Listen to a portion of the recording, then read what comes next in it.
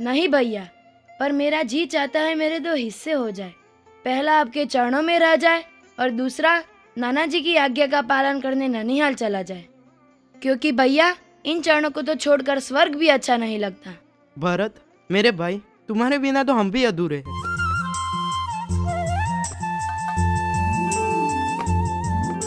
अब हमें आज्ञा दीजिए।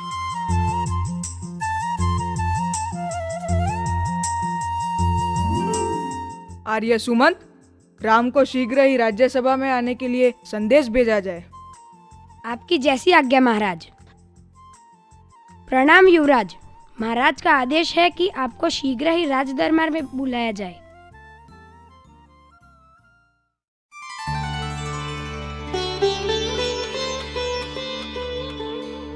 प्रणाम पिताश्री, मैं आपका पुत्र श्री राम आपकी आज्ञा पर उपस्थित हुआ।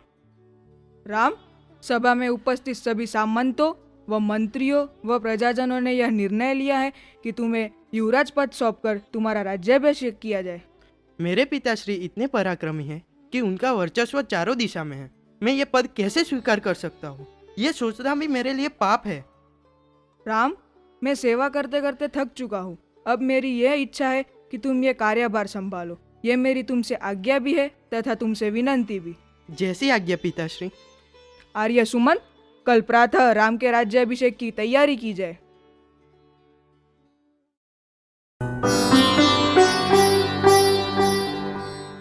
महारानी की जय हो, महारानी की जय हो, महारानी की जय हो। क्या हुआ? तुम इतनी प्रसन्न क्यों नजर आ रही हो? क्या बात है? बहुत बड़ी खुशी की बात है महारानी। आज महाराज ने राज दरबार में घोषणा की है कि राजकुमार राम का कल सुबह राज्याभिषेक होगा। क्या मेरा राम राजा बनेगा? जी महारानी। ये लो उपहार, मेरा राम राजा बनेगा। लो तुम भी लो। यह मंत्रा कहाँ रह गई? अरे करमजली, आई तो सही। तेरे लिए बहुमूल्य हार सबसे पहले निकाल कर रखा था। ला, मैं स्वयं तुझे अपने हाथों से पहना दूं। माला गले में मत डालो रानी। मैं तुम्हारे बुरे दिन नहीं देख सकती हूँ। चुप रहो, न जाने क्या क्या बोलती रहती हो। बुरी दशा आए मेरे दुश्मनों की। तेरी यह हालत देखकर मुझे आशंका हो रही है कि राम व अन्य 3 राजकुमार और राजा दशरथ सकुशल तो है। सब कुशल से है, तुम ही कुशल नहीं दिखाई देती हो। मैं तो खुशियों के सागर में डुबकी लगा रही हूँ कि मेरा राम कब राजा बनेगा और अयोध्या के सिंहासन पर बैठेगा। हाय हाय, फूट गए तेरे करम। तुम्हारा रूप अच्छा नहीं है, कम से कम बातें तो अच्छी किया कर। लगता है तुझे लखन लाला ने कुछ कहा है, क्योंकि मेरा राम वो तो कभी किसी के बारे में कुछ कड़वा कह ही नहीं सकता। क्यों कहेगा? सबसे अच्छा रहकर ही तो सारी अयोध्या का राज हड़प जाएगा। अरे राम बड़ा है, वही राजा बनेगा। सूर्यवंश की रीति यही है। इस रीति का परिणाम भी जानती हो तुम। राम बनेगा राजा, भरत बनेगा दास और तुम दासी बनोगी। अरे राम के लिए तुम्हारे मन में यह विचार आया कैसे? वो तो अपनी जननी कौशल्या से भी मुझे अधिक स्नेह करता है और अपने भाइयों को अपने प्राणों से अधिक प्रेम करता है। तुम्हारी तो बुद्धि मारी गई है। वो दिन भूल जाओ रानी कि राम भरत को अधिक स्नेह करता है। वह उसे अपने रास्ते का कांटा मानता है। वह उसे हटाने के लिए न जाने कैसे कैसे षड्यंत्र रचेगा। हे प्रभु प्रभु, मेरे भरत की रक्षा करो। मंत्रा मंत्रा, चुप हो जाओ। यह कैसा विष घोल रही हो? विष और अमृत की पहचान तुम्हें होती तो आज ये दिन नहीं देखना पड़ता। तू राजा का कपट न समझ सकी। पहले तो भरत को ननिहाल भिजवा दिया और फिर राम के राज्य अभिषेक की घोषणा कर दी। नहीं मंत्रा नहीं, तू चली जा यहाँ से। मत भटका मुझे। इतने बड़े षड्यंत्र की मैं कल्पना भी नहीं कर सकती। इस तरह की आग लगाने में तेरा क्या लाभ होगा? दुनिया में सभी स्वार्थी नहीं होते, कुछ हितैषी भी होते हैं। मैंने तुझे बचपन से पाला है और उसे कोई कुचलेगा तो मेरा मन नहीं दुखेगा। तू राजा की प्रिय रानी बनकर रह रही है, पर राम के राजा बनने पर मेरी तरह दासी बन जाएगी। कि राम के राजा बनने की तुझे भनक भी लगने दी? तू सौत का रूप नहीं जानती। मैं किसी की दासी नहीं बनूंगी। दासी बनने से पहले मैं विषपान करूंगी। मरने का क्यों सोचती है मूर्ख? जीतने का सोच। मंत्रा, कल भोर होते ही राम राजा बन जाएगा। अब एक ही तो रात बाकी है। एक रात में क्या हो सकता है? प्रलय। एक रात में प्रलय आ सकता है। एक ऐसा पासा फेंकेंगे कि पूरी बाजी पलट जाए। मंत्रा, तू ही मुझे कोई रास्ता बता। तो सुन, राजा के पास तुम्हारे 2 वर बाकी है, तो तू मांग। पहला, भरत को राज्य, और दूसरा, राम को 14 वर्ष का वनवास।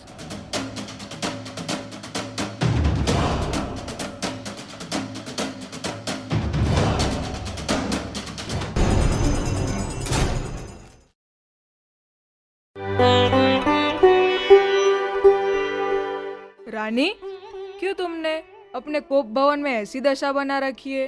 क्यों क्रोधित हो? बोलो रानी, क्या चाहिए? राम के नाम पर सब न्यौछावर कर देंगे। मुझे तो बस मेरे 2 वरदान चाहिए। कौन से 2 वरदान रानी? भूल गए वो दिन जब युद्ध में आपके प्राणों की रक्षा करने के लिए मैंने बलिदान दिए थे, और तब आपने प्रसन्न होकर मुझे 2 वरदान दिए थे। 2 क्या, तुम 4 वरदान मांगो। ठीक है, तो सुनो। पहला वरदान, भरत को राज्य, और दूसरा, राम को 14 वर्ष के लिए वनवास।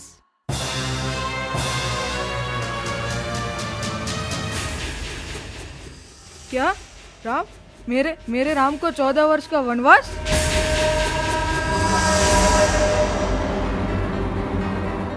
हाँ, राम ऋषि मुनि की तरह वनवास में रहे और किसी भी राज्य में विहार ना करे। आपको मेरी यह बात तीर की तरह क्यों चुभी? अगर आपको मेरे वचन नहीं देने तो मत दो। दुनिया कहेगी कि राजा ने अपने वचन से मुंह मोड़ लिया। रानी, तुमने तो मुझे कहीं का नहीं छोड़ा। नारी तो देवी का रूप होती है, पर तुम तो मेरे कुल का नाश करने आई हो। यदि आप मेरे वचन नहीं मानते तो कोई बात नहीं। आज राम का राज्याभिषेक होगा या मेरी अर्थी उठेगी। आज अयोध्या के द्वार से राम जाएगा या मेरी अर्थी जाएगी। कैकई, भरत और राम तो मेरी 2 आंखें हैं। तुम्हें भरत को राज्य देना है तो दे दो। मेरे राम को राज्य का लोभ नहीं, पर उसे वनवास मत भेजो। यदि आपको देने हैं तो दोनों वर देने होंगे। रानी, मांगना है तो मेरा मस्तक मांग लो, पर राम के वियोग में मुझे मत मारो। महाराज, आपकी रघुकुल रीति कहाँ गई? प्राण जाए पर वचन ना जाए। हे भगवान, मैं राम से कैसे कहूँगा कि वह इस राज्य के अधिकारी नहीं रहे।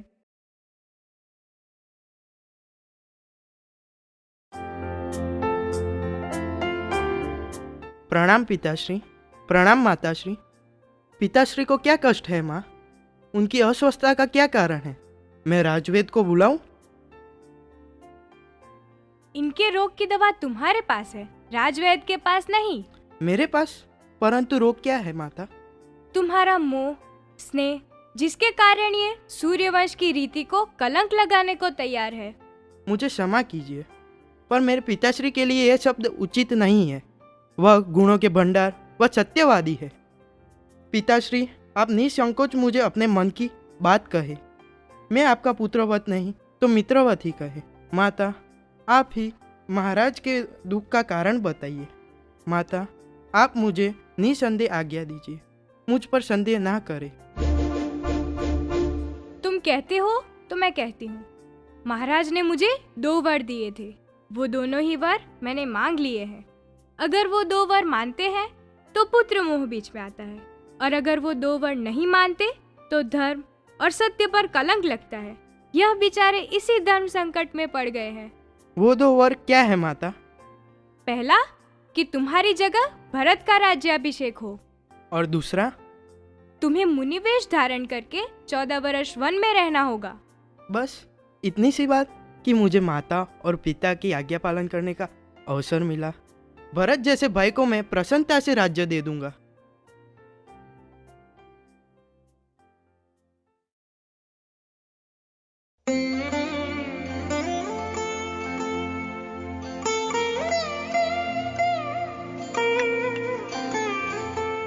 प्रणाम माताश्री।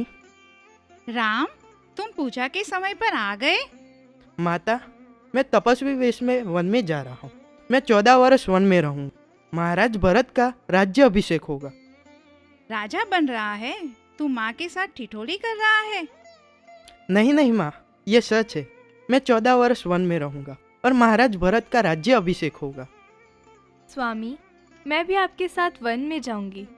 वनवास स्त्रियों के लिए नहीं है सीते, तुम यही महल में ही रहो। यदि आप मुझे नहीं लेके गए तो मैं अपने प्राण त्याग दूंगी। भैया भैया, ये मैं क्या सुन रहा हूँ? कई कई के कहने से पिताजी ने आपसे राज सिंहासन छीन लिया है। लक्ष्मण, अपनी माँ को सम्मान पूर्वक बुलाओ। कई कई नहीं, वह माता कई कई है। आपके अलावा इस राज सिंहासन पर किसी का अधिकार नहीं, ना ही भरत और ना ही स्वयं पिताश्री का। लक्ष्मण, अपने शब्दों को लगाम दो। यदि तुम्हारे ऐसे विचार है तो मुझे भैया कहना छोड़ दो। भैया, आप तो मेरे भगवान हैं। मैं भी आपके साथ वन में आऊंगा। मेरे भाई लक्ष्मण। जाओ पुत्र, मैं भी चाहती हूँ कि तुम वन में जाकर अपने भैया भाभी की सेवा करो।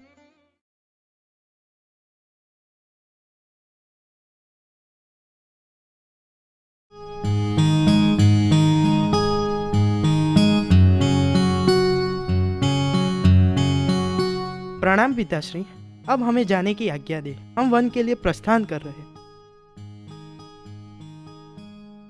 आर्य सुमंत, तुम जाओ इन्हें रथ में लेकर। हम अन्याय का विरोध करेंगे। विरोध करेंगे। हम अन्याय का विरोध करेंगे। विरोध करेंगे। हम अन्याय का विरोध करेंगे। विरोध करेंगे।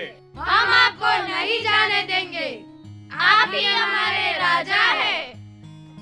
आप ऐसे सत्यवादी राजा का कैसे विरोध कर सकते, जिन्होंने अपने वचन के लिए अपने पुत्रों तक को त्याग दिया? अब हमें जाने की आज्ञा दे। हे मातृभूमि, अब हमें जाने की आज्ञा दे।